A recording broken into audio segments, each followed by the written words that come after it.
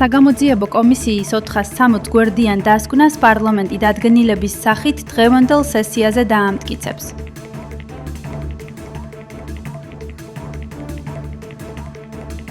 არის ტყუილი, სიხალბე და ის ფაქტები, რასაც თქვენ ლაპარაკობთ ფაქტების თაობაზე, ის დანაშაული კი არ არის.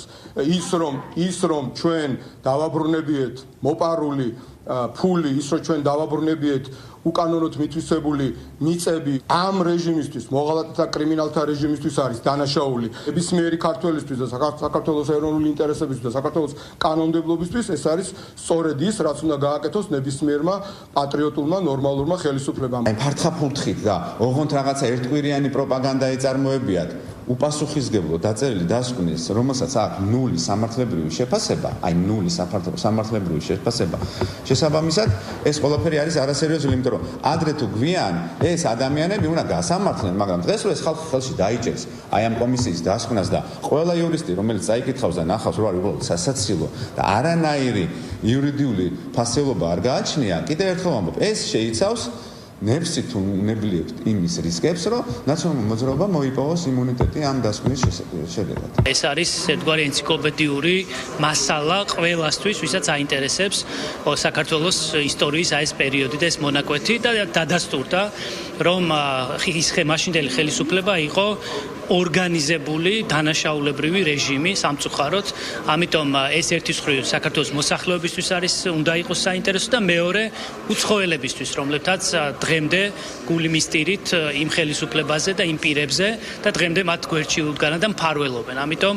ამის მერე თუ ისინი კვლავ აპირებენ ამ მსგავსი დამოკიდებულების გაგრძელებას, ეს იქნება რეალურად იგივე პროცესებში, იგივე დანაშაულებრივ პროცესებში მონაწილეობა. ყველა იქ მოყვანილი ფაქტი და იმ ადამიანების მონათხრობი არის ნამდვილად დიდი დანაშაული ქართული ხალხის და საქართველოს წინააღმდეგ ნაციონალური მოძრაობისა და ამ დოკუმენტში არის მაქსიმალურად მასშტაბურად მოცემული ყველა ეს დანაშაული. რა თქმა უნდა, პარლამენტი ამ დოკუმენტს და უმრავლესობა მხარს დაუჭერს.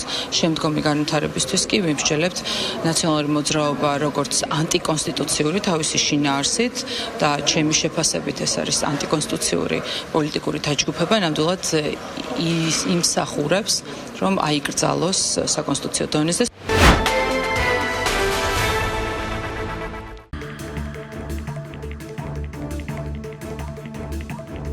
დაზარალებულს, რომელსაც სისხლის სამართლის კანონმდებლობით გათვალისწინებული რიგი დანაშაულით ქონებრივი ზიანი მიადგა, ზიანის გამარტივებული წესით ანაზღაურების შესაძლებლობა ექნება.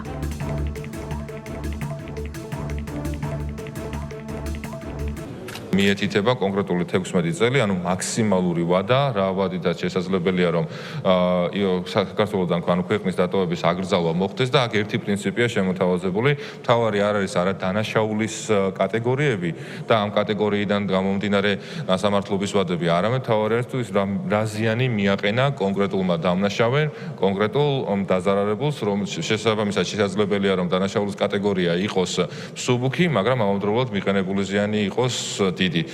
ამიტომ ზიანის ოდენობიდან გამომდინარე მითითებული არის მაქსიმალური ვადა 16 წელი, მაგრამ ისევ და ისევ თუ დაზარალებული უარი სიტყვის კომპენსაციის მიღებაზე, თუ მაგალითად დამზარალებელი დამნაშავე ზიანს აანაზღაურებს, რა თქმა უნდა ამ ვადაზე ადრე იქნება მოხსნილი უზრუნველყოფის ღონისძიება საზღვრის კვეთის აკრძალვასთან დაკავშირებით.